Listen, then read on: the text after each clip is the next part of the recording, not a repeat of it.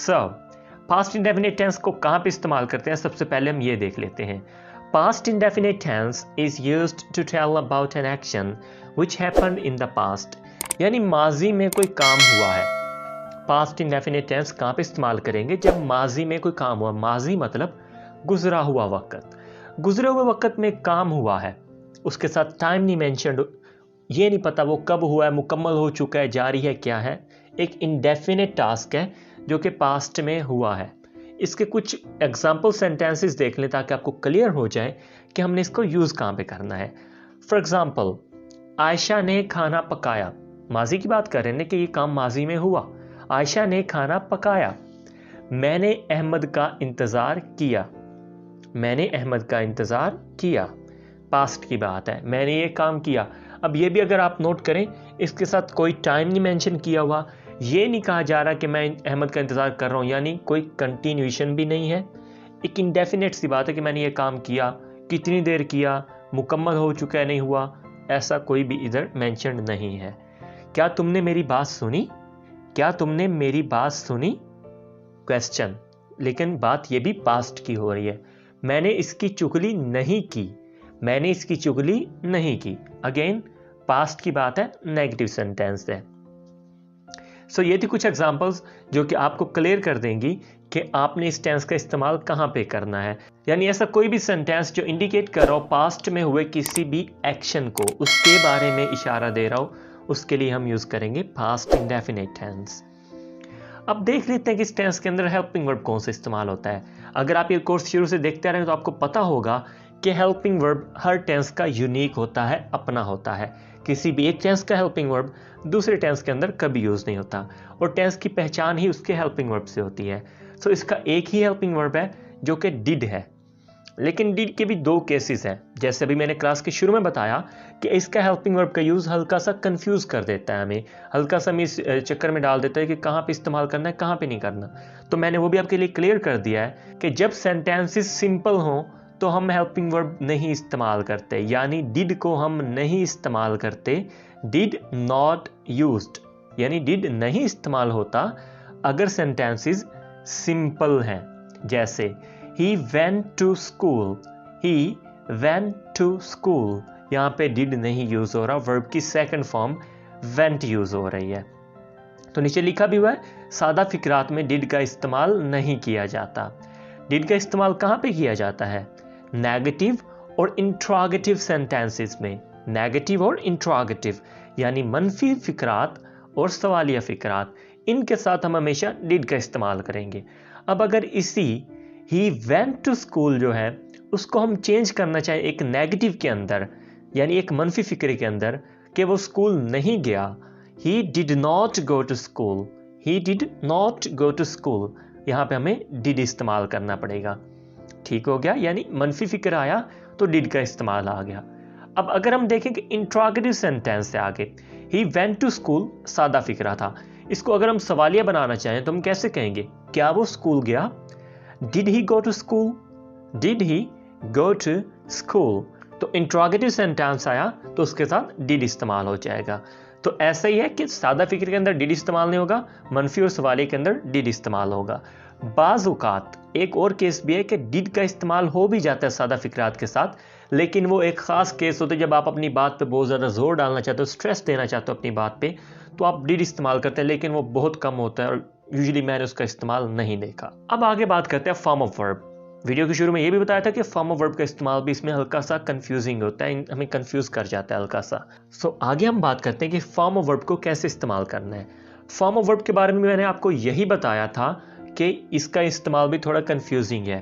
तो इस टेंस के अंदर दो फॉर्म ऑफ वर्ब इस्तेमाल होती हैं मुख्तलिफ केसेस के अंदर। अगर तो आपका फिक्रा सादा है, अगर आपका फिक्रा सादा है और उसके अंदर डिड नहीं यूज हो रहा तो हम सेकंड फॉर्म ऑफ वर्ब इस्तेमाल करते हैं। क्या लिखा हुआ है, second form if did is not used. अगर डिड का इस्तेमाल नहीं होता, अगर डिड कहाँ नहीं इस्तेमाल होता, सादा फिक्रे में, तो क्या मतलब हुआ कि सादा फिक्रे में हमेशा सेकंड फॉर्म इस्तेमाल होती है पास्ट इंडेफिनिट टेंस के अंदर। और दूसरी बात, जहां पे भी डिड आया होगा वहां पे किसी सूरत में भी हम सेकंड फॉर्म नहीं यूज करेंगे। यह है अब वाला केस। फर्स्ट फॉर्म लगाएंगे अगर डिड का इस्तेमाल हो रहा है।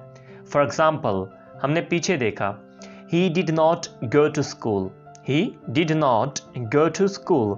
अब यहाँ पे डिड का यूज हो रहा था तो हमने उसके साथ गो लगाया है, वेंट नहीं लगाया।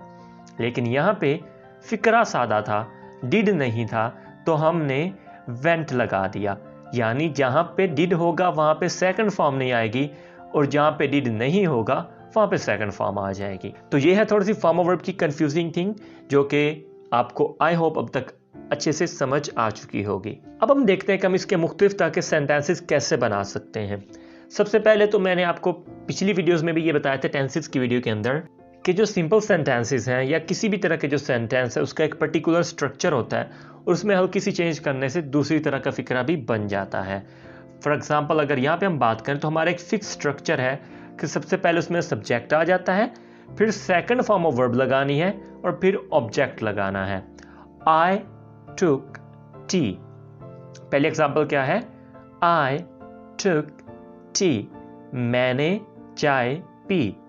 टुक second form of verb, simple sentence है। आई टुक टी, मैंने चाय पी। उसने खत लिखा, she wrote a letter, she wrote a letter, उसने खत लिखा। हम कल दरिया पर गए, we went to river yesterday, हम कल दरिया पर गए। वेंट टू सादा फिक्रात है, सेकंड फॉर्म ऑफ वर्ब इस्तेमाल होगी वेंट। उन्होंने हमारा दावतनामा कबूल कर लिया, they accepted our invitation, they accepted our invitation. Accept पहली फॉर्म है, accepted second form, they accepted our invitation.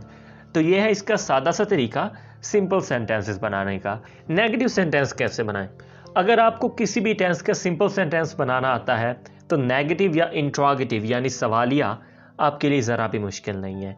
Negative sentence बनाने के लिए आपने सादा सा काम करना होता है कि हेल्पिंग वर्ब और उसके साथ नॉट का यूज़ कर लेना होता है।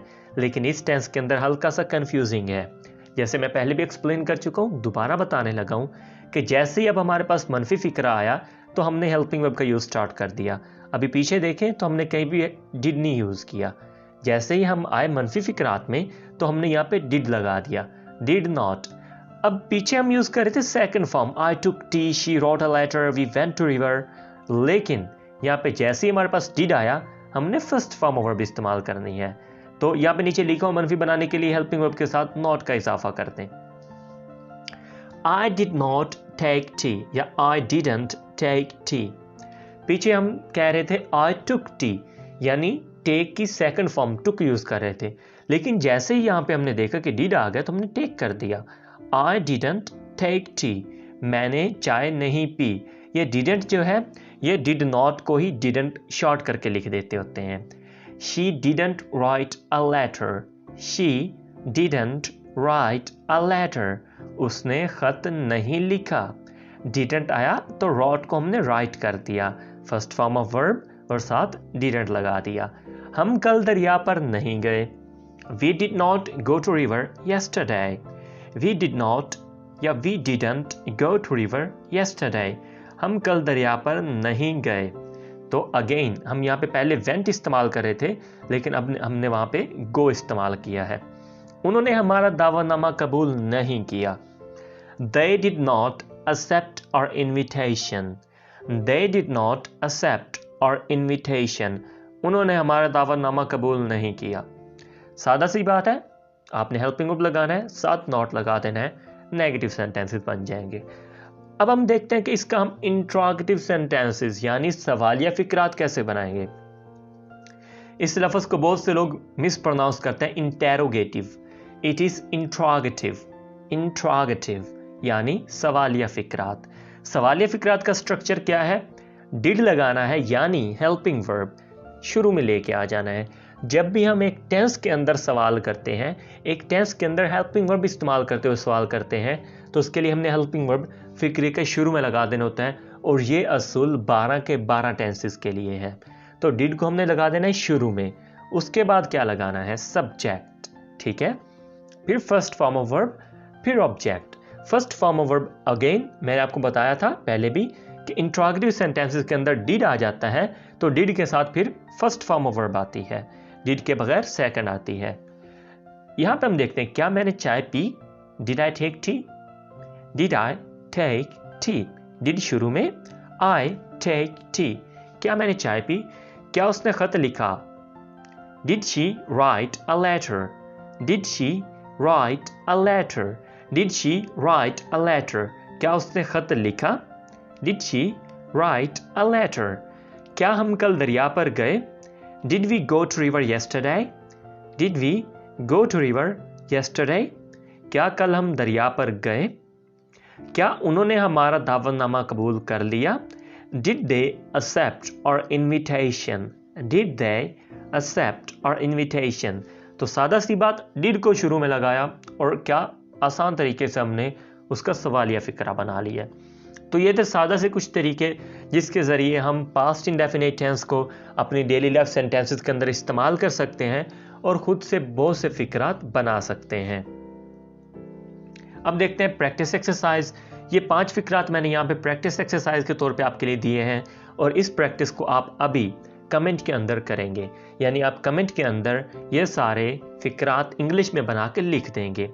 माली ने फूल तोड़े, चपड़ासी ने घंटी बजाई, इमरान खान ने वादे पूरे नहीं किए, पेट्रोल की कीमतों में कमी नहीं हुई, क्या दिल खेलने गया। इन दैंड मैं आपको बताता चलूं कि इस लेसन का पीडीएफ कैसे हासिल करना है। तो अगर आप डिस्क्रिप्शन में जाएं तो आपको वहां पे पीडीएफ की हेडिंग के साथ ये टॉपिक लिखा हुआ मिल जाएगा और उस लिंक पे क्लिक करते ही आप इस लेसन का पीडीएफ हासिल कर सकते हैं। I'll be back with an other interesting video. Till then, take care. Allah Hafiz.